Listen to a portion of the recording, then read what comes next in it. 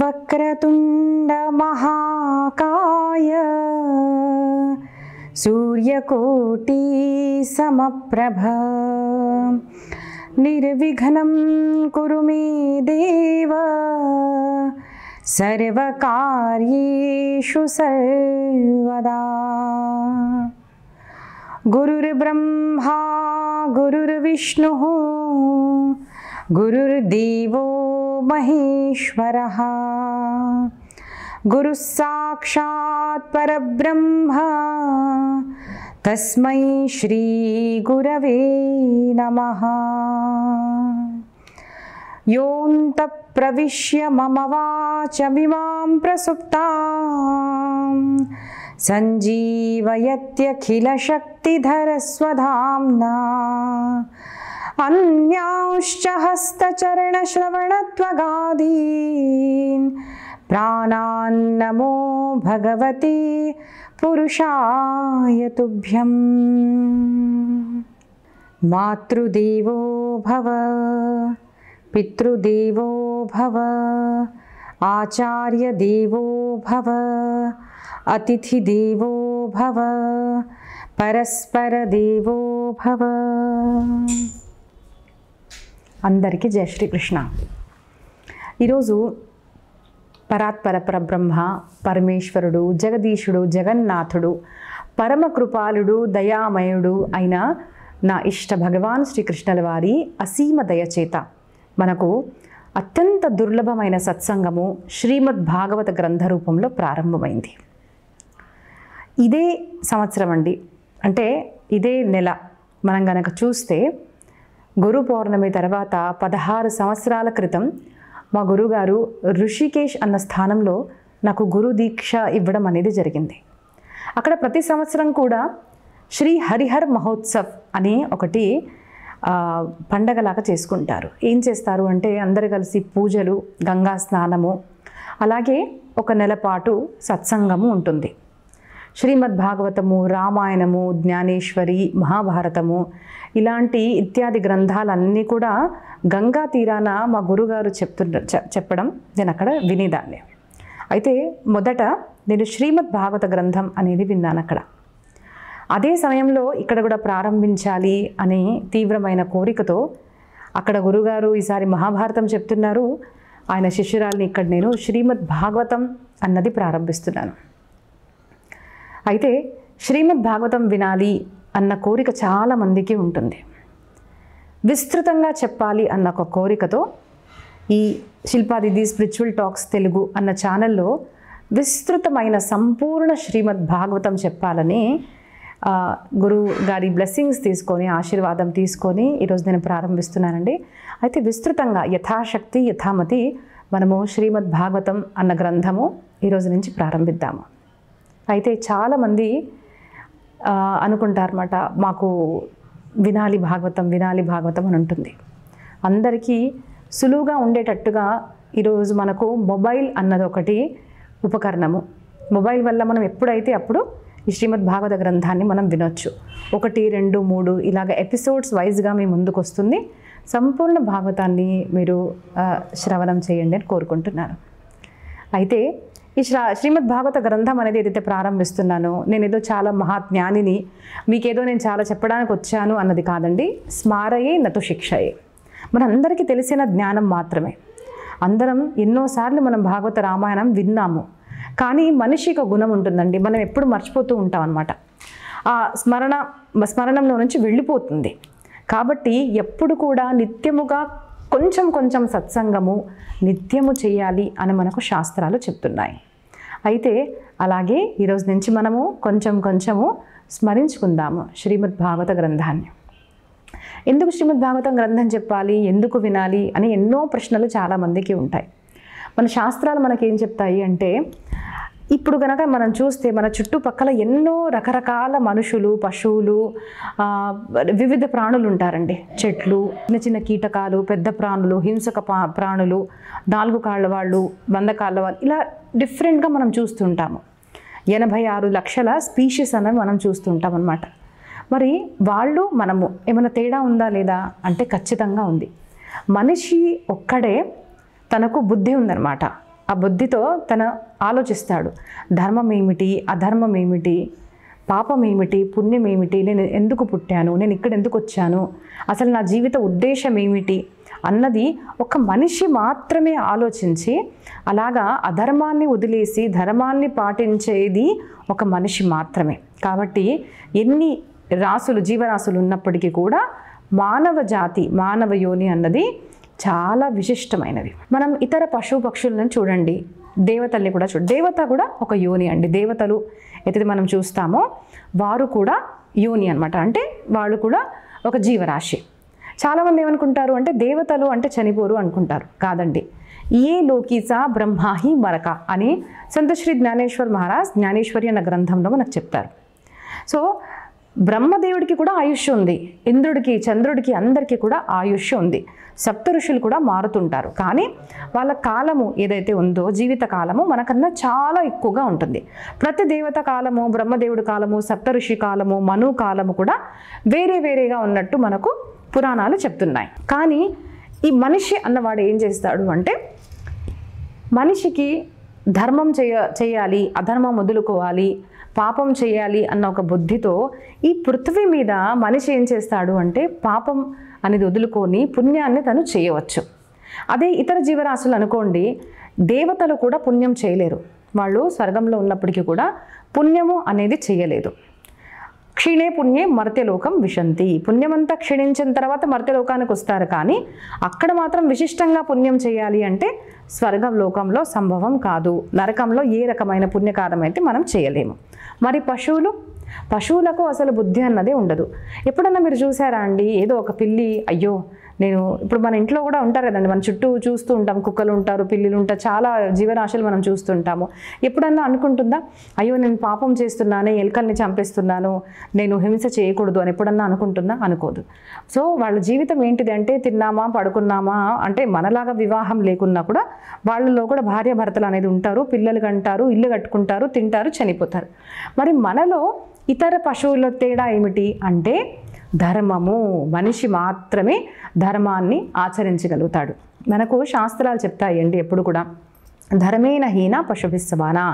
ధర్మం లేని మనుషుడు, ధర్మాన్ని ఆచరించని మనుషుడు పశువు సమానమే. కాబట్టి మనం మనిషిగా పుట్టాము అంటే మన ఏకైక ధర్మము ధర్మాన్ని తెలుసుకోవడము, మనం ధర్మాన్ని ఆచరించడము.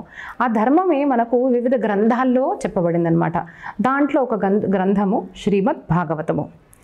సో ఈ శ్రీమద్ భాగవత గ్రంథాన్ని మనము ప్రారంభిస్తున్నాము. ఈ గ్రంథం ఎందుకు వినాలి, మరి ఏం వస్తుందండి అంటే, శ్రీమద్ భాగవతం యొక్క గ్రంథంలో మనకు చెప్పారనమాట. దరిద్రశ్చ క్షయీ రోగీ నిర్భాగ్య పాపకర్మవాన్ అనపత్యో మోక్షకామః శృణుయాచ్చ కథామిమాం.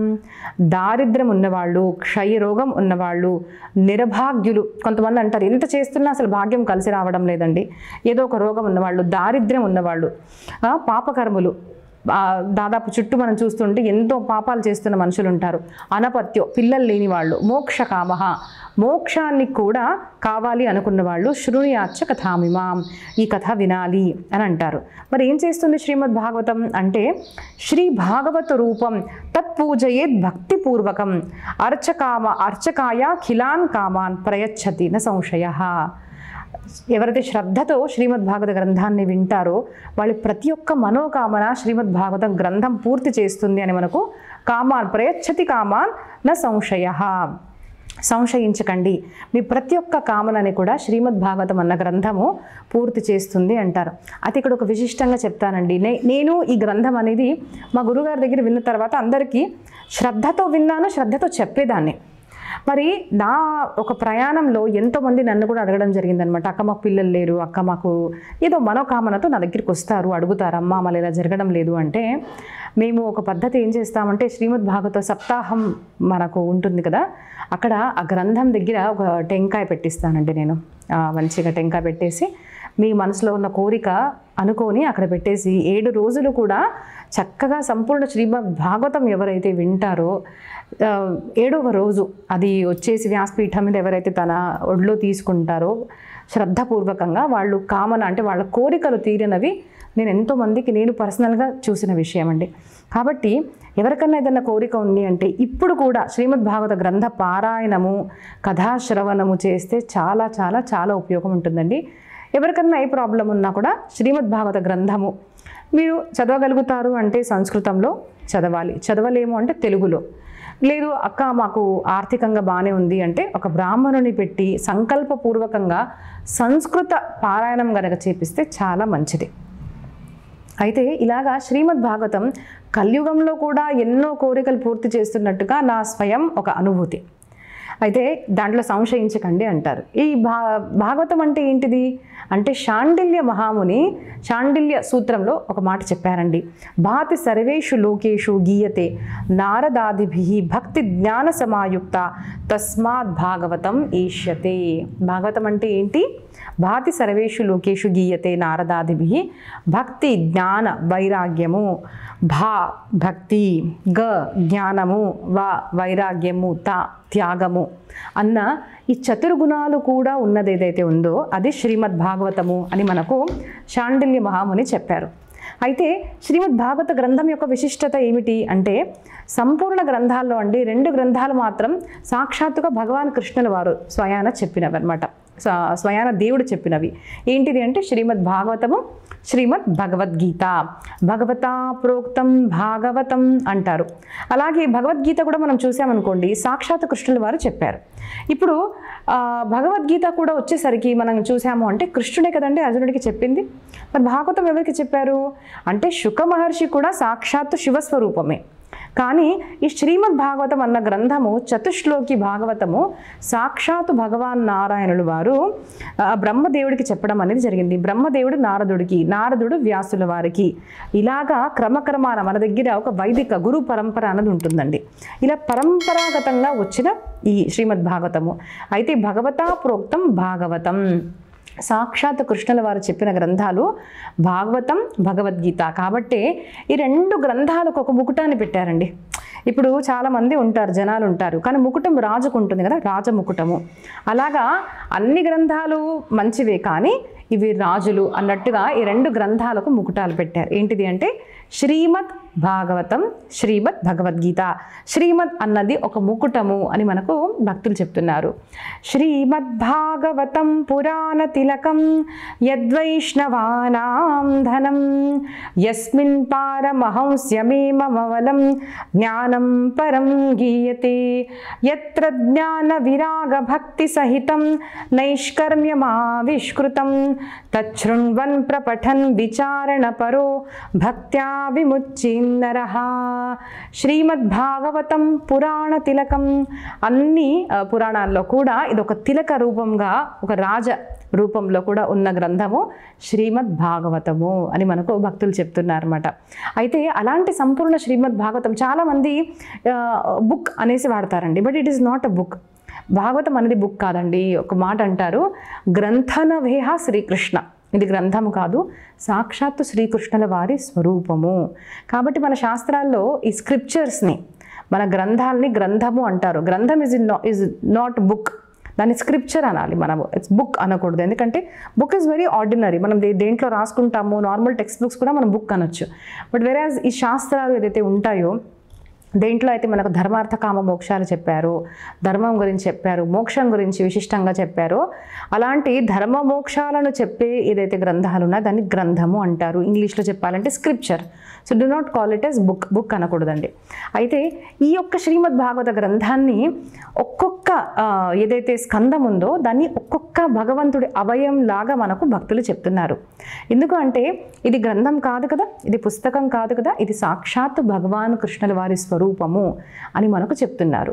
ఎలాగ చెప్తున్నారు అంటే మొదటి స్కందం ఏదైతే ఉందో, అంటే దీంట్లో 12 స్కందాలు ఉన్నాయండి.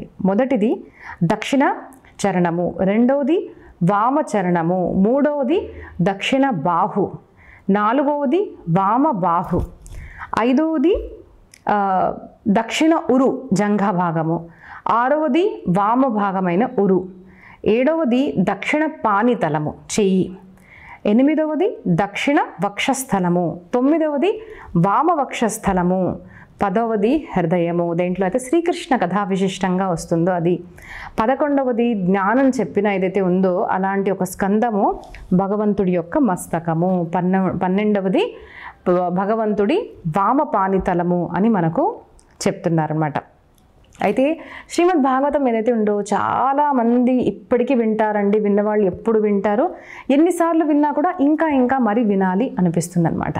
అయితే ఈ పురాణాల యొక్క విశిష్టత ఏమిటి అంటే, మనం కనుక వేదాన్ని చూసామనుకోండి, వేదం ఏం చేస్తుంది?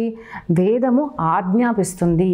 వేదాలు మనకి ఏం చేస్తాయి? ఆజ్ఞాపిస్తాయి. వేదము రచించింది కాదు, భగవంతుడి యొక్క నిశ్వాస నుంచి ప్రకటన ఏదైతే ఉందో దాన్ని మనం వేదము అంటారు. అది ఆజ్ఞాపిస్తుంది అనమాట. ఇలా చెయ్యి, ఇలా చెయ్యకు, ఇలా చెయ్యి, దాన్ని ఆజ్ఞ అంటారు. వేదాలు ఆజ్ఞ చేస్తాయి.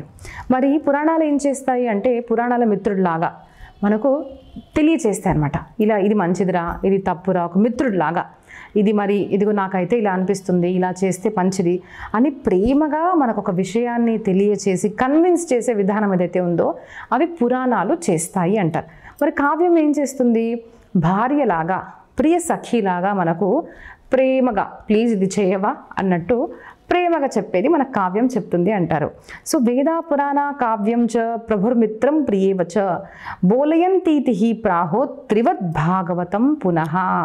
కానీ భాగవతం విశిష్టత ఏమిటి అంటే, భాగవతంలో కొన్ని చోట్ల మనకు ఆజ్ఞ ఉంది, ఇది చేయాల్సిందే అన్న ఆజ్ఞ స్వరూపంలో కొన్ని చెప్పారు. కొన్నేమో మనకు అర్థమయ్యేటట్టుగా మనకు మిత్రుడి వలె కొన్ని విషయాలు చెప్పారు. కొన్నేమో చాలా ప్రేమగా కావ్య స్వరూపంలో కూడా కొన్ని మనకు శ్రీమద్ భాగవతంలో ఉన్నాయి. శ్రీమద్ భాగవత గ్రంథం కనుక మనం చూసాము అంటే దాంట్లో స్తుతి ఉన్నాయండి. బ్రహ్మదేవుడు చేసిన స్తుతి, శివుడు చేసిన స్తుతి, వివిధ దేవతలు నరసింహస్వామికి చేసిన స్తుతి, కుంతీదేవి చేసిన స్తుతి, భీష్ముడు చేసిన స్తుతి, ఇలాగా వివిధ స్తుతులు దీంట్లో ఉన్నాయి. తర్వాత గీతాలు మనకు ఉన్నాయన్నమాట. వేణు గీతము, గోపి గీతము, యుగల గీతము, ఇలాగా భిక్షు గీతము, ఇలాంటి వివిధ గీతాలు కూడా ఉన్నాయి. అంటే పాటలు ఉన్నాయి దీంట్లో. అలాగే దీంట్లో ఉపదేశము కూడా ఉంది, దాన్ని గీత అంటారన్నమాట. వివిధ ఉపదేశాలు ఎవరైతే వాళ్ళ శిష్యులకు చేశారో వివిధ రూపంలో అలాంటి గీతం అంటే ఉపదేశం కూడా ఉంది. So Bhagavatam consist of different things.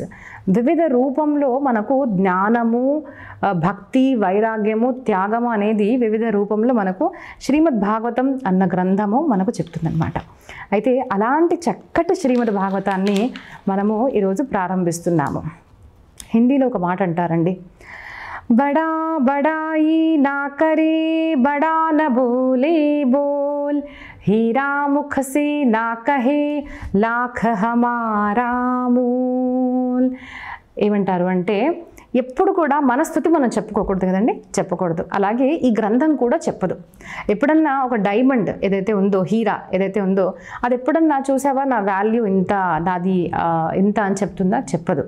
దాని యొక్క విలువ ఏదైతే ఉందో, ఆ జౌహరి ఎవరైతే గోల్డ్ స్మిత్ ఉంటాడో తను చెప్తారనమాట. ఇదిగో ఇది ఇంత వాల్యూ, 5,000, 3,000, 50,000, 1 lakh అనేది ఎవరు చెప్తారు? వేరే వాళ్ళు చెప్తారు. కానీ మనగా మన స్థుతి మనం చేయకూడదు ఏదైతే అంటామో. అందుకని శ్రీమద్ భాగవతం గ్రంథం కూడా తన యొక్క స్థుతి తను చెప్పలేదు. మరి శ్రీమద్ భాగవతం యొక్క స్థుతి అసలు ఎందుకు వినాలి, ఎందుకు చెప్పాలి? ఇది ఏదైతే ఉందో సంపూర్ణంగా మనకు స్కంద పురాణంలో వస్తుంది. అలాగే పద్మ పురాణంలో కూడా దీని యొక్క మాహాత్మ్యం మనకు చెప్పబడింది. అయితే వ్యాసుల వారు ఆజ్ఞాపించింది ఏంటిది అంటే, శ్రీమద్ భాగవత గ్రంథం వినే ముందు మాహాత్మ్యం ఏదైతే ఉందో పద్మ పురాణ అంతర్గత మాహాత్మ్యము ఖచ్చితంగా వినాలి అని మనకు చెప్పారు. అయితే మనం ఏం చేద్దాము, పద్మపురాణ మహాత్మ్యము, దాని తర్వాత స్కంద పురాణ మహాత్మ్యము, దాని తర్వాత శ్రీమద్ భాగవత గ్రంథం మనము ప్రారంభిద్దాము. అయితే ఈ క్రమంలో నేను వెళ్తానండి. అలాగే ఎక్కడెక్కడైతే మనకు శ్రీమద్ భాగవత గ్రంథం ప్రారంభమవుతుందో అక్కడ చక్కగా పోతన వారి పద్యాలు ఉన్నాయి కదండి. పోతన గారు కూడా ఎక్కడెక్కడ ఏం చెప్పారు అన్నది శ్రీమద్ భాగవత గ్రంథం ప్రారంభమైనప్పుడు మనం చేద్దాం. ఎందుకంటే మహాత్మ్యము పోతన వారు కూడా రాయలేదు. సో పద్మ పురాణాంతర్గత మహాత్మ్యము, స్కంద పురాణాంతర్గత మహాత్మ్యము, దాని తర్వాత వ్యాసకృత భాగవతము, దానితో పాటు మనము కొంచెము పోతన గారి పద్యాలు, పోతన గారు చెప్పిన సేమ్ ఏదైతే చెప్పారో అక్కడ అలాంటివి కూడా మనము చెప్పుకుంటూ వెళ్దాము. అయితే క్రమక్రమేణా వెళ్దాం. ఇప్పుడు మనము ఆ గ్రంథం మాహాత్మ్యాన్ని మనం తెలుసుకుందాము. శ్రీమద్ భాగవత గ్రంథం మహాత్మ్యం ఎందుకు తెలుసుకోవాలి అంటే, ఒక మనిషికి ఒకటి ఉంటుందండి, ఈ పని అసలు నేను ఎందుకు చేయాలి, ఒక పని చేయాలి అంటే ఈ పని వల్ల నాకేమొస్తుంది, నేను ఎందుకు చేయాలి, నాకు లాభం ఏంటిది అంటే ప్రయోజనం లేనిచో ఏ పని కూడా మనం చెయ్యము. సో తప్పు లేదు. కాబట్టి ప్రతి ఒక్క గ్రంథం యొక్క మహాత్మ్యం మనకు స్కంద పురాణంలో వస్తుంది. అలాగే శ్రీమద్ భాగవత మహాత్మ్యం కూడా మనకు ఈ స్కంద పురాణంలో చెప్పబడింది, పద్మ పురాణంలో కూడా ఉంది. అయితే పద్మ పురాణంలో చెప్పిన మహాత్మ్యము మనము ప్రారంభిద్దాము. దాంట్లో మొదటి శ్లోకంలోనే అక్కడ సారాంశం అనేది మనకు చెప్పారండి. మొదటి శ్లోకంలోనే చెప్పేశారు. సచ్చిదానంద రూపాయ విశ్వోత్పత్యాది హేతవే తాపత్రయ వినాశాయ శ్రీకృష్ణాయ వయం నమః. పద్మపురాణంలో మొదటి గ్రంథంలోనే అసలు దీంట్లో ఏముంది మనకు చెప్పేశారనమాట. అయితే మనం కనుక నార్త్ సైడ్ వెళ్ళామనుకోండి, మేము ఏం చేస్తామంటే భాగవత సప్తాహము అన్నది అక్కడ ఒక పద్ధతి ఉంటుంది. ఉత్తర భారతంలో, మహారాష్ట్ర వెళ్ళిన ఉత్తర భారతంలో సప్తాహపరంగా వినడం అనేది ఒక పద్ధతి భాగవతంలో చెప్పారు. అది విధి శాస్త్రోక్తంగా చెప్పారు. కొంతమంది నవహాన్న పారాయణం కూడా, అంటే 9 days 9 రోజులు కూడా శ్రీమద్ భాగవతం యొక్క గ్రంథము చెప్పబడుతుంది, వింటారు. అదొక పద్ధతి. అయితే ఉత్తమమైనది ఏమిటి అంటే, శ్రీమద్ భాగవతం మనకి ఏం చెప్తుంది అంటే, మాసేన ఋతునా వాపి శ్రవణం స్వాద సంయుతం. కుదిరితే 1 నెల, లేదు అంటే 2 నెలలు చెప్పడము సాత్విక పరమైన శ్రీమద్ భాగవత కథాశ్రవణము. మరి సప్తాహ శ్రవణం ఎందుకు ప్రారంభమైంది అంటే, పరీక్షితులకు ఎప్పుడైతే శాపం తొలగిందో 7 రోజుల్లో నువ్వు చనిపోతావు అని చెప్పడం వల్ల 7 రోజుల తర్వాత 8వ రోజు లేదు కదండి. కాబట్టి 7 రోజులు మాత్రమే ఉండడం వల్ల 7 రోజులు కూడా తను శ్రీమద్ భాగవత గ్రంథ శ్రవణము అనేది చేశారు. మరి ఇప్పుడు ఏం చేస్తున్నారు, 7 రోజులు కాబట్టి మనం కూడా 7 రోజులు చెప్పుకుందాము అంటే, 7 రోజులు నేను చిన్నప్పుడు విన్న పద్ధతి ఎలా ఉండేది అంటే, పొద్దున ఒక 3 గంటలు, సాయంత్రం ఒక 3-4 గంటలు, అంటే దాదాపు 6-7 గంటలు పరంగా శ్రీమద్ భాగవత గ్రంథము సప్తాహంలో చెప్పేవారు అన్నమాట. అప్పుడు కూడా పూర్తయ్యేది కాదు. ఇప్పుడు ఈ తరంలో ఉత్తర భారతంలో ఏమైంది అంటే 3-4 గంటలే, 3 గంటలే అసలు. చెప్పేవాళ్ళు 4 గంటలు చెప్తున్నారు, చెప్పలేని వాళ్ళు గంటన్నర టైం పాస్ చేసుకుంటే ఏదో 3 గంటలు అలా చెప్తున్నారు. దక్షిణ భారత గురించి కనుక వస్తే నాకు కొంచెం బాధగా ఒకటి ఉంటుందండి. కథాశ్రవణం చేయండి, భాగవతం వినండి అంటే గంటన్నర కన్నా అసలు ఎవరు వినడం లేదు. ఒక మాట మనం గుర్తు తెచ్చుకోవాలండి, మనం ఏదన్నా కావాలి, దాని నుంచి మనం లాభాన్వితం అవ్వాలి, ఏదన్నా మనం ప్రయోజనం పొందాలి అంటే దానికంత సమయం మనం ఇవ్వాలి. మాకు సమయం లేదండి అంటే ధర్మఫలం కావాలి కానీ మనం ధర్మం చెయ్యము అన్న ఒక వృత్తి మన మనిషిది అయిపోయింది. సో మనకు ధర్మఫలం కావాలి అంటే దానికి మనం సమయం ఇవ్వాలి కదండి. నేను ఏమంటాను, సప్తాహపరంగా అంటే 7 రోజులు, ఒక 365 daysలో అంటే ఒక సంవత్సరంలో 7 రోజులు మనం ఒక కథాశ్రవణానికి ఇవ్వలేమా అండి. మనం అందరం కూడా బిజీగా ఉంటాము, ఐ అండర్స్టాండ్. బట్ అందరం కూడా మనం బతుకుతూ ఒక్కరోజు అనుకోకుండా అందరం చనిపోతాం కదా. మరి జీవితం గురించి ఆలోచిస్తున్నాము, మనం మరణం గురించి ఎందుకు ఆలోచించడం లేదు? ఈ అసలు భాగవతం అంటే ఏం చేస్తుంది, it gives us, teaches us art of living. ఎలా బతకాలి అన్నది కూడా చెప్తుంది, ఎలా చావాలి అన్నది కూడా చెప్తుంది. సో 2 చెప్పే ఏకైక గ్రంథము శ్రీమద్ భాగవతము. కాబట్టి అలాంటి విలువైన వాల్యూస్ చెప్పబడే గ్రంథం ఏదైతే ఉందో దానికి ఒక 7 రోజులు ఇవ్వలేమా అండి. 7 రోజులు కూడా నేను ప్రయత్నిస్తున్నాను. తర్వాత భగవద్ ఇచ్ఛ సప్తాహ కథాశ్రవణం అనేది ఇక్కడ కూడా ప్రారంభం అవ్వాలి అని నేను అనుకుంటున్నాను.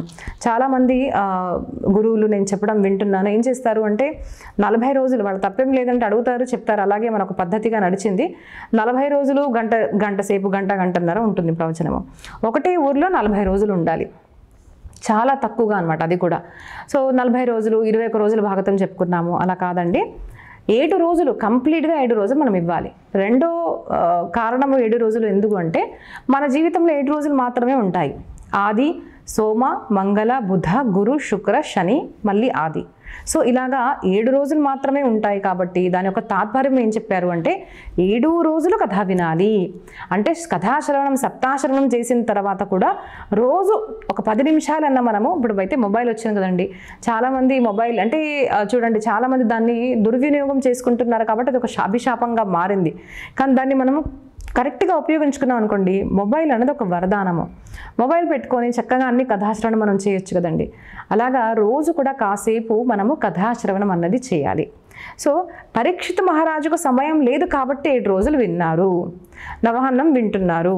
కానీ ఉత్తమం అంటే ఏమిటి అంటే మనకి ఇక్కడ చెప్తున్నారన్నమాట, మాసేన ఋతునావాపి, ఇలా మాస పర్యంతంగా దానికన్నా శ్రేష్టమైనది ఋతున అపి. ఋతు అంటే ఒక ఋతు 2 మాసాల పర్యంతంగా ఉంటుందండి. కాబట్టి 1 మాసం పర్యంతంగా 2 నెలల పర్యంతంగా చక్కగా సంపూర్ణ సమయం దానికి ఇచ్చి మీరు వినండి అని అంటున్నారు. అయితే నా సంకల్పం అండి, మా గురుగారు ఇలా సప్తాహ అంటే మాస పర్యంతంగా శ్రీమద్ భాగవత కథ అన్నది హరిహర మహోత్సవంలో 16 సంవత్సరాల క్రితం నేను కంప్లీట్గా విన్నాను. ఫస్ట్ టైం నాకు గురు దీక్ష ఇచ్చిన తర్వాత నేను అప్పుడు అనుకున్నాను అనమాట, అప్పటి నుంచి అనుకుంటున్నాను ఒక మాస పర్యంతంగా చేయాలి అనేసి. సో ఎవరైనా ముందుకు వచ్చారు అంటే ఖచ్చితంగా ఒక మాస పర్యంతంగా శ్రీమద్ భాగవతము రోజుకు 4 గంటలు లేదు అంటే 7 గంటలు కూడా ఇలాగ చేయాలని నా చాలా కోరికండి. సో భగవంతుడు కి నా మనసులో ఉన్న మాట చెప్తాను, ఇంకా ఆయన కోరిక. ఇలాగా 2 మాసాల్లో శ్రీమద్ భాగవతం గ్రంథము చెప్పాలి అని మనకు చెప్తున్నారన్నమాట. అయితే ప్రతి ఒక్క గ్రంథము ప్రారంభంలో వచ్చే ఏకైక శ్లోకం అండి. నైమిషే సూతమాసీన మభివాద్య మహామతిం కథామృతరసాస్వాద కుశల శౌనకో బ్రవీత్. ఇలాగా నైమిషే సూతమాసీన, ఏకదా నైమిషారణ్యే, ఇలాగా ప్రతి ఒక్క పురాణంలో నైమిషారణ్యం యొక్క ప్రారంభంలోనే మనకు కథ చెప్పబడుతుంది అనమాట. ఎందుకలా చెప్తారు అంటే అసలు ఏం జరిగింది అంటే ప్రతి ఒక్క ఋషులు అందరూ కూడా ఎప్పుడు ఆ నైమిషారణ్యానికి వెళ్ళి సత్సంగం అనేది చేస్తూ ఉంటారు. ఎందుకు ఆ అరణ్యం యొక్క విశిష్టత ఏమిటి అంటే మనకు సంపూర్ణ కథ దేవి భాగవతంలో ప్రారంభంలో వస్తుందండి. పురాణాల్లో చాలా చోట్ల ఈ కథ అనేది వస్తుంది.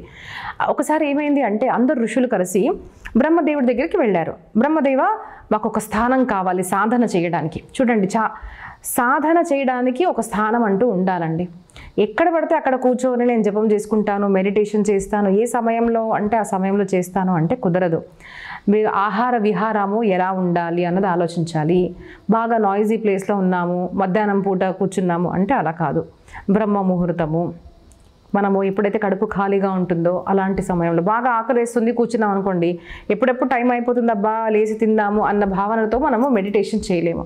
అలాగే సత్సంగం కూడా, ఏదన్నా సాధన కూడా ఎప్పుడు చేయాలి అంటే దానికి ఒక విశిష్టమైన స్థానం అనేది ఉండాలి అంటారు. అలాగా మేము దీర్ఘకాల పర్యంతం సాధన చేయాలి అనుకుంటున్నాము, మరొక స్థానం చెప్పు స్వామి అంటే బ్రహ్మదేవుడు ఒక చక్రాన్ని ఇచ్చారండి. ఆ చక్రాన్ని ఇచ్చి దీని వెనక వెళ్ళండి, ఈ చక్రంలో మధ్యలో ఉన్న నేమి ఎప్పుడైతే పడిపోతుందో, ఎక్కడైతే పడిపోతుందో అక్కడ మీరు ఉచిత స్థానం అనుకొని అక్కడ మీరు సాధన చేయండి అంటారు. అలాగా ఆ చక్రం తిరుగుతూ ఉంటే దాని వెనక ఋషులందరూ వెళ్తే ఏ స్థానంలో దాని యొక్క నేమి పడిందో అక్కడ చక్ర తీర్థం అని ఇప్పుడు కూడా ఉందండి. అక్కడ ఒక తీర్థం లాగా మారిపోయింది, అది నీళ్ళు వచ్చేసాయి అనమాట. సో అది నైమిషారణ్యము అని చెప్పారు. దాని యొక్క చుట్టూ ఉన్న రేడియస్, ఎంతో రేడియస్లో ఉన్న భాగము నైమిషారణ్య స్థానం అని మనకు చెప్పారు. ఈ కథకు ఇంకొక రూపం ఏమిటి అంటే మనోమయం. మన మనసు ఏదైతే ఉందో మనోమయ చక్రము అంటారు. మన మనసు ఎప్పుడు తిరుగుతూ ఉంటుందండి, అది చేయాలి ఇది చేయాలి ఇది చేయాలి, సో మచ్ ఆఫ్ యాంగ్జైటీ అనమాట. ఇది చేయాలి, అన్నీ ఏదేదో చేయాలి అనిపిస్తుంది. కానీ సాధన ఎక్కడ చేయాలి అంటే ఏ స్థానంలో అయితే మీ మనసు కుదురుగా ఉంటుందో అలాంటి స్థానము మీకు సాధనకు యోగ్యమైనది అంటారు. ఇప్పుడు మీకు సులువుగా ఒక మాట చెప్పాలి అంటే నేను బృందావనానికి వెళ్ళినా, పూరి జగన్నాథ్ పూరికి వెళ్ళినా, ఏదైనా తీర్థక్షేత్రాలకు వెళ్ళినా అక్కడున్న వైబ్రేషన్స్ చాలా వేరేగా ఉంటాయండి. ఆ స్థానంలో నుంచి బయటికి రాగానే, ఇప్పుడు సిటీలో హైదరాబాద్ ఇలా వచ్చేసాం కదండి, వి ఫీల్ ఎంటైర్లీ డిఫరెంట్. అది ఎలా ఉంటుంది అంటే అది అనుభూతి చెందాలి. ఒకసారి వెళ్ళి చూడండి. మీరు బృందావనానికి ఇట్లాంటి తీర్థస్థానానికి వెళ్ళినప్పుడు మీకు లౌకికంగా ఏమి గుర్తు రాదు. దాంట్లోనూ నైమిషారణ్యం వెళ్ళారనుకోండి, ఇప్పుడు కూడా అక్కడ లౌకికమైన పదార్థాలు, షాప్స్ కానివ్వండి ఏమీ లేదు. కాబట్టి ఇప్పుడు కూడా చాలామంది భక్తులు మాసము 2 మాసము అక్కడ ఎలా వీళ్ళుంటే అలాగ వెళ్ళి అక్కడ సాధన అనేది చేసుకుంటారన్నమాట. అలాంటి చక్కటి ఒక స్థానము నైమిషారణ్యము. ఆ నైమిషారణ్యంలో ఈ ఋషులందరూ ఏం చేశారు అంటే అందరూ ఏకత్రితమయ్యారు. దాదాపు 80,000 ఋషులందరూ కూడా ఏకత్రితమై అందరూ సత్సంగం చేసుకుంటున్నారు. సో వీళ్ళు ఏం చేసేవాళ్ళు, పొద్దున లేవంగానే వాళ్ళ యొక్క ఆహ్నికము ఏదైతే ఉందో అది చేసుకునేవాళ్ళు. గృహస్థులు ఎవరైతే ఉంటారో అగ్ని సేవ చేసుకునేవాళ్ళు. ఇదంతా అయిపోయిన తర్వాత సమయం తీసుకొని అందరు కూర్చొని సత్సంగం అనేది ప్రారంభించేవాళ్ళు. సో ప్రతి ఒక్క పురాణ గ్రంథము మనకు నైమిషారణ్యంలో చెప్పబడింది కాబట్టి ప్రతి ఒక్క పురాణ ప్రారంభంలో ఏకిదా నైమిషారణ్యే నైమిషే సూతమాసిన ఇలాగా నైమిషారణ్యము అన్నది ఒకటి మనకు వస్తుంది. మన భారతదేశంలో ఎన్నో అరణ్యాలు ఉన్నాయండి. అంబుదారణ్యము, చంపకారణ్యము, బద్రికారణ్యము, అలాగే నైమిషారణ్యము. సో అన్ని అరణ్యాల్లో ఈ నైమిషారణ్యం అన్నది చాలా విశిష్టమైనది. ఇప్పుడు కూడా మనం కనుక చూస్తే చాలా డిఫరెంట్ ఆరా ఉంటుందండి. ఒకసారి వెళ్ళాను గురుగారి ప్రవచనం వినడానికి. సో తప్పకుండా ఒక్కసారి ఇలాంటి క్షేత్రాల్లో కథ, ఇప్పుడు చూడండి, ఇంట్లో ఉండి మనం సాధన చేయడం వేరేగా ఉంటుంది, సాధన తీర్థస్థలాల్లో వెళ్ళి సాధన చేయడం, దాని యొక్క మాహాత్మ్యము, దాని యొక్క పుణ్యము, ఒక ఫోకస్ అన్నది కూడా వేరేగా ఉంటుందన్నమాట. సో ఈ సదేహ ఫౌండేషన్ అనేది ఏదైతే పెట్టానో దాని తరఫున నేను ధామ కథ అనేది కూడా పెట్టాను. అంటే సిటీస్లో మనము ఈ సప్తాహపరంగా కథాశ్రవణం చేసుకోవడం ఒక ఎత్తు, ధామాలు అంటే జగన్నాథ్ పూరి అనుకోండి, లేదంటే అష్టాదశ శక్తిపీఠాలు అనుకోండి, మన 12 జ్యోతిర్లింగాలు అనుకోండి, అరుణాచలం అనుకోండి, జగన్నాథ్ పూరి అనుకోండి, ఇలా ఏదో ఒక క్షేత్రంలో, బృందావనం అనుకోండి, ఇలా క్షేత్రంలో వెళ్ళి నైమిషారణ్యము ఇలా వెళ్ళి సప్తాహపరంగా మనము భాగవతము, రామాయణము, శివపురాణము, అంటే పొద్దున స్నానం చేసామా, టిఫిన్ చేసేసి కథాశ్రవణం చేయడము. అంటే మేము అలాగే, అంటే మా గురుగారిది అలా వింటుంటాం మేము. అలాగా మనకు ఉత్తర భారతంలో కూడా ఇదే పరంపర.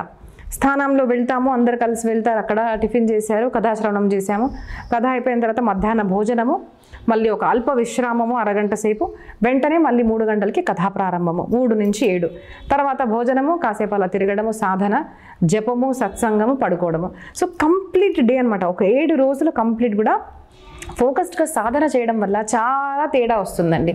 ఇప్పుడు జనాలు కొత్త కొత్త అంటే ఫ్యాషనబుల్ థింగ్స్ చేస్తున్నారు. ఇప్పుడు విపాసన అంటారు, ఎక్కడికో వెళ్తారు, ఏదో ట్రిప్ అంటారు, నీడ్ బ్రేక్ అంటారు. So rather than all these breaks I have experienced, అంటే నేను అనుభవించింది ఒకటి చెప్తున్నాను. ఏంటిదంటే ఇలాంటి సత్సంగాలకు వెళ్ళినప్పుడు మనిషి అనేది పూర్తిగా మారిపోయి వస్తాడనమాట.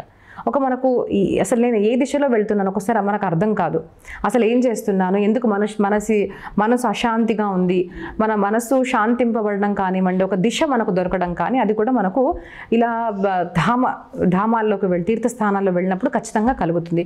సో ధామాల్లో, తీర్థక్షేత్రాల్లో వెళ్ళి సత్సంగం చేయడము చాలా ఒక ఇట్స్ వెరీ డిఫరెంట్ ఫీలింగ్ అండి. ఒక వెళ్తేనే మనకు అర్థమవుతుంది, అలాంటి అనుభూతి మేము తీసుకుంటాము. సో తీర్థస్థానాల్లో వెళ్ళి సత్సంగం చేయాలి, సాధన చేయాలి అంటూ ఈ ఋషులందరూ కూడా అక్కడికి వెళ్ళారు, అక్కడ సాధన చేసుకునేవారు. మరి మధ్యాహ్నం పూట ఏం చేసేవాళ్ళు, అందరూ కలిసి ఇక్కడ సూతుల వారు, వ్యాసులు యొక్క శిష్యుడు సూత మహర్షిని వ్యాసాసనం మీద కూర్చోబెట్టి అందరూ ఋషులు కూడా కూర్చొని, స్వామి ఈ పురాణం జరిపింది, ఇది చెప్పండి, ఇది చెప్పండి అంటూ ఇలాగ అన్ని పురాణాలు చెప్పుకుంటూ వచ్చారు. ఇప్పుడు అంటున్నారు, మీరు అన్ని పురాణాలు మాకు చెప్పారు, కానీ ఇప్పుడు మాకు కథ యొక్క సారము మీరు మాకు చెప్పండి అని మనకు ఇలా కథ ప్రారంభమవుతుంది. సో వ్యాస మహర్షి యొక్క శిష్యుడు సూత మహర్షి కథ చెప్తున్నారు. వినడం ఎవరు అంటే దాదాపు 88,000 ఋషులందరూ కూడా కూర్చొని వింటున్నారు. మరి అందరూ ఒకటిసారి మాట్లాడలేరు కదండి. కొంతమందికి అడగాలని ఉంటుంది, కానీ ఎలా అడగాలన్నది కూడా తెలియదు. అడగడానికి, ఒక ప్రశ్న అడగడానికి కూడా ఒక వినయము, ఒక పద్ధతి అనేది ఉంటుంది. కాబట్టి అందరూ కలిసి ఒక శౌనక ఋషిని నియమించుకొని, శౌనక మహర్షి మీరు మా తరఫున ఉన్న ప్రశ్నలన్నీ మీరు అడగండి, మేము వింటాము, ఆయన చెప్తారు అన్నట్టుగా శౌనకాది ఋషులు, శౌనక మహర్షి అని మాటి మాటికి మనకు శ్రీమద్ భాగవతంలో వస్తుంది. ఇలాగా శౌనకాది ఋషులు, సో శౌనక మహర్షి అడుగుతున్నారు ప్రశ్నలు, సూత మహర్షి దానికి ఒక సమాధానాలు ఇవ్వడం అనేది ఇలాగ ఒక డైలాగ్ అనమాట ఇద్దరి మధ్య. అది ఇలాగా శ్రీమద్ భాగవత గ్రంథము, అన్ని పురాణాలు కూడా ఇలాగ చేయబడ్డాయి. ఇప్పుడు కూడా కనుక మనం చూసామనుకోండి, కొన్ని మీటింగ్స్ జరుగుతాయి. ఢిల్లీలో జరిగింది, దుబాయ్లో జరిగింది, థాయిలాండ్లో జరిగింది, మీటింగ్ జరిగింది, సనాతన్ సంథింగ్ జరిగింది. And what all they spoke, అందరు ఏం మాట్లాడారు అన్నది ఒక ఫార్మాట్లో చేస్తారన్నమాట. అందరు ఏం మాట్లాడుకున్నారు, దాని యొక్క సారం ఏమిటని రాసుకుంటారు. సేమ్ వేలో కూడా వాళ్ళందరూ మాట్లాడుకున్న దాన్ని ఒక సారం లాగా చేసిన ఏదైతే ఉందో అదే మనకు శ్రీమద్ భాగవతము. అది వ్యాసుల వారు సమాధి భాషలో రాశారు. ఎలా రాశారని మనం తర్వాత చూద్దాము. ఇలాగా సూత మహర్షి చెప్తున్నారు, శౌనకాది మహర్షులు అందరూ కూడా వింటున్నారు. అయితే ఈ కథా ప్రారంభం చేస్తూనే ఒక్క శ్లోకము గురువులు అంటారండి, ఈ ఒక్క శ్లోకం విన్నారా, చక్కగా అర్థం చేసుకున్నారా, మీకు సంపూర్ణ శ్రీమద్ భాగవత సారం తెలిసిపోతుంది. ఒక్కొక్కసారి చూడండి, కొంతమందికి ఈ ఒక్క శబ్దం అనేది అంటే ఒక పదము, ఒక మాట అనేది మనసులోకి వచ్చిపోయింది అనుకోండి, వాళ్ళ జీవితం మారిపోతుంది. ఏ శబ్దము ఎవరకు ఎప్పుడు రేస్ చేస్తుందో అంటే అవేకెన్ చేస్తుందో మనకు తెలియదు. కాబట్టి సంపూర్ణ భాగవతం వినాలి. Every Shloka has its own power. ప్రతి శ్లోకానికి, ప్రతి కథకు దాని యొక్క పవర్ దానికి ఉంటుంది. కానీ ఈ మొదటి శ్లోకం ఏదైతే ఉందో అర్థం చేసుకుంటే మీకు అసలు సారాంశం అనేది అర్థమవుతుంది, మనం ఏం వినబోతున్నాము అన్నది అని చెప్పారు. అదే శ్లోకము సచ్చిదానంద రూపాయ విశ్వోత్పత్యాది హేతవే తాపత్రయ వినాశాయ శ్రీకృష్ణాయ వయం నుమః. ఈ యొక్క గ్రంథము చెప్పుకుంటూ మొదట ఏం చెప్పేశారు అంటే, మేము అందరం నమస్కారం చేస్తున్నాము శ్రీకృష్ణాయ వయం నుమః. అహం నుమః అని చెప్పలేదు, నేను నమస్కరిస్తున్నాను అనలేదు వ్యాసుల వారు, వయం నుమః. ఎందుకంటే ఇప్పటి కాలం నేను చూస్తున్నాను కదండి, గురువులకు కూడా హాయ్ అని వాట్సాప్ మెసేజ్ పెడతారు, ఎవరైనా కనిపిస్తే హాయ్ గురుగారు బాగున్నారా అంటారు. సో పూర్వ పద్ధతి అమ్మ నమస్కారము, లేదు అంటే నమస్కారం చేసే పద్ధతి అని మర్చిపోయారు. నమస్కారం చేయండి అంటే అంత కూడా అలసట అనమాట. సో చేతులు పైకి ఎత్తాలి అంటే వద్దనిపిస్తుంది, హాయ్ అన్నామా ఇలా అన్నామా అయిపోయింది. దారుణంగా చాలామంది అయితే నమస్కారం చేయాలి అంటే ఇట్లా ఏదో పెట్టుకుంటారు. అది ఏంటో ఇట్లా ఏంటో అసలు నాకు అర్థం కూడా కాదనమాట. సో మన పద్ధతి ఏంటిది, రెండు చేతులు జోడించి మనము ఇలాగ పెట్టుకుంటాము, లేదంటే ఇలా చేస్తాము. ఎందుకంటే హృదయం దగ్గర, తల దగ్గర ఎందుకు పెట్టుకుంటాం మనము, రెండు చేతులు ఎందుకు పెట్టుకుంటాము అంటే మనము కర్తృత్వము, కర్మ ప్రధాన విశ్వరచి రాఖ. మనం అందరం కూడా జీవితంలో యశస్వి అవుతాము అంటే దానికి కారణం మన చేతులు. అంటే కర్మ చేసేది మనం చేతుల ద్వారా చేస్తాము. ఆ చేతుల ద్వారా చేసే కర్మ ఏదైతే ఉంటుందో దానికి సాక్షి మనకు హృదయము, దానికి సాక్షి మనకు బుద్ధి. అంటే బుద్ధిపరంగా చేస్తాము, హృదయపూర్వకంగా చేస్తాము. కాబట్టి ఇలా పెట్టేసి హృదయపూర్వకంగా మీకు నమస్కారము, బుద్ధిపూర్వకంగా అంటే నేను అతిశయోక్తి బుద్ధిని వాడను, సంపూర్ణ శరణాగతి అన్నట్టుగా మనం అందుకోసం భగవంతుడికి, గురువుకి మనం చేతి దగ్గర పెడతాం. మనుషులకు ప్రేమగా అంటే హృదయపూర్వకంగా మనం ఇలా నమస్కారం చేయాలి. మనుషులకు, గురువులు అనుకోండి ఇలాగా జోడించాలి. అంటే మీ దగ్గర మా బుద్ధిని వాడమండి, గురువు దగ్గర, దేవుడి దగ్గర బుద్ధి వాడము, బుద్ధితో పాటు నేను సంపూర్ణ జీవితంతో మీకు శరణాగతి అన్న భావనతో ఇలాగ నమస్కారం చేయడం, ఇంకా దానికన్నా పైకి చేయడము అదొక పద్ధతి అనమాట. ఇది మర్చిపోయాం కాబట్టి వ్యాసుల వారికి తెలుసు, కలియుగంలో రాను రాను మనుషులందరూ కూడా లేజీ అయిపోతున్నారు అనేసి వయం నుమః, ఆయన నమస్కారం చెప్పారు అని ఒక హాస్యపదంగా గురువులు అంటుంటారు అనమాట. సో వయం నుమః. మరి ఏముంది శ్లోకంలో అంటే భగవంతుడి యొక్క స్వరూపము మనకు ఈ శ్లోకంలో చెప్పబడింది. ఏం చెప్తున్నారు మొదట, అసలు దేవుడు అంటే ఎవరండి, దేవుడు ఎవరు అంటే మనము రాముడు, కృష్ణుడు, అమ్మవారు, వినాయకుడు, ఒక్కొక్క రూపం గురించి మనం పేరు చెప్తుంటాం. మనం అందరికీ అడిగామనుకోండి ఎవరు దేవుడు అంటే మనం వినాయకుడు, శివుడు, పార్వతి ఇలాగే ఏదో మనం పేర్లు చెప్తూ ఉంటాం అన్నమాట. కానీ దేవుడు అంటే ఎవరండి, అసలు దేవుడు అంటే ఎవరు అంటే చక్కటి ఒక శ్లోకం మనకు తృతీయ స్కందంలో 9వ అధ్యాయంలో వస్తుందండి. త్వం భావయోగ పరిభావిత హృత్సరోజే ఆస్తే శృతే క్షిపత పథో ననునాథ పుంసాం యద్యధ్యాత ఉరుగాయ విభావయంతి తత్తద్వపు ప్రణయసే సదనుగ్రహాయ. 11వ శ్లోకము 9వ అధ్యాయము 3వ స్కందంలో చాలా చక్కటి పదం. దీంట్లో విశిష్టమైన పదం ఏమిటంటే భావయోగము అన్న ఒక పదము భాగవతం యొక్క పదం అండి. భావయోగం అన్న పదం మీకు భగవద్గీతలో కూడా దొరకదు. సో ఇక్కడ ఏం చెప్తున్నారు అంటే యద్యధ్యాత ఉరుగాయ, ఎలా ఎలా అయితే నీ భక్తులు విభావయంతి భావన చేస్తారో తత్తద్రూప ప్రణయసే, ఆ రూపంలో నువ్వు రూపం ధరించి ఆ భక్తుడు ముందుకు వస్తావు స్వామి అని మనకు చెప్తున్నారు. శ్రీమద్ భాగవతంలో మొదటి శ్లోకం గురించి మనము వింటున్నాము. మహాత్మ్య శ్లోకము పద్మపురాణాంతర్గత. సచ్చిదానంద రూపాయ విశ్వోత్పత్యాది హితవే తాపత్రయ వినాశాయ శ్రీకృష్ణాయ వయం నుమః. అయితే ఈ శ్లోకంలో మనకి ఏం చెప్తున్నారు అంటే దేవుడు రూపాన్ని మనకు చెప్పారు. ఎలా ఉంది దేవుడి రూపము అంటే మనం విన్నాము 3వ స్కందంలో 9వ అధ్యాయంలో 11వ శ్లోకము. నువ్వు భక్తుడు ఎలా ఎలా కోరితే ఆ రూపాలు ధరించి వస్తావు స్వామి అని మనకు శ్రీమద్ భాగవతం చెప్తుంది. మనం గనక బాగా విన్నామనుకోండి, శివపురాణము, దేవి భాగవతము, భగవద్గీత అన్నీ విన్నా కూడా వాసుదేవ సర్వమితి మనకు భగవద్గీత చెప్తుంది. ఏకం సర్వదమేవాహం నాణ్యద్యత్ సతసత్పరం అని మనకు దేవి భాగవతం చెప్తుంది. అంటే నేను ఒకటే కానీ వివిధ రూపాల్లో నేను కనిపిస్తాను, వివిధ రూపాలు ధరించి వస్తాను అని మనకు దేవి భాగవతం చెప్తుంది.